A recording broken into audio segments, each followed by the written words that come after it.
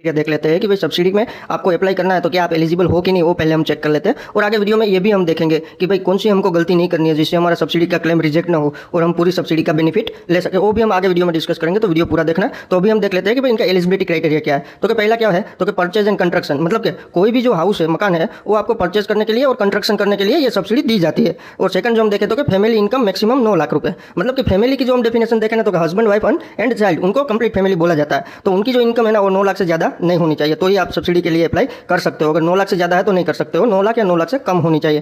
Third हम देखें तो नॉट टेकन सब्सिडी बेनिफिट, मतलब कि आपने पास्ट में है ना जो कभी सब्सिडी का बेनिफिट लिया हुआ नहीं होना चाहिए, मतलब कि पास्ट में आपने कभी ये सब्सिडी का बेनिफिट नहीं लिया होना चाहिए। आप पहली बार सब्सिडी का बेनिफिट लेते हो तो ही आप सब्सिडी के लिए अप्लाई कर सकते हो।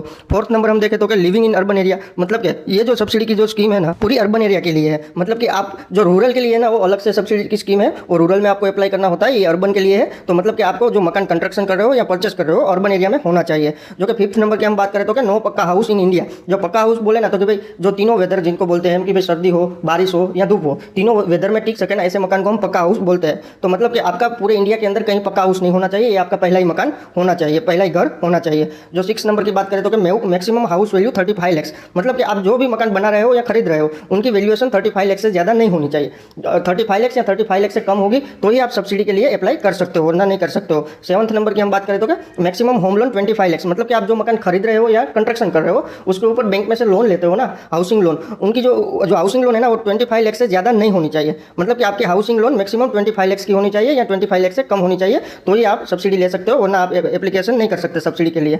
और maximum carpet area 120 square metre, मतलब जो भी आप मकान खरीद रहे हो या कंस्ट्रक्शन कर रहे हो उनका कारपेट एरिया 120 स्क्वायर मीटर से ज़्यादा नहीं होना चाहिए। और ये लास्ट वाला जो है ना बहुत इंपॉर्टेंट है, only once for a property. पहले क्या होता था कि भाई एक मकान पे 2 लोग सब्सिडी का बेनिफिट ले सकते थे। सपोज कि पहले आपने मकान लिया है, उसमें आपने सब्सिडी ले ली, तो आप जिसको बेचते हो ना वो भी सब्सिडी उस पर सब्सिडी के लिए अप्लाई कर सकता था। अभी क्या गवर्नमेंट ने चेंज करके कर दिया कि भाई एक प्रॉपर्टी पे एक ही बार सब्सिडी मिलेगी, मतलब कि आप अभी आपने सब्सिडी ले ली तो आप जिसको बेच रहे हो ना वो ये मकान पे सब्सिडी का बेनिफिट नहीं ले सकेगा। मतलब कि पहले क्या था कि मल्टीपल लोग एक प्रॉपर्टी पे सब्सिडी का बेनिफिट ले सकते थे, अभी ऐसा नहीं है, अभी एक प्रॉपर्टी पे एक ही सब्सिडी मिलेगी, मल्टीपल सब्सिडी नहीं ले सकते हैं।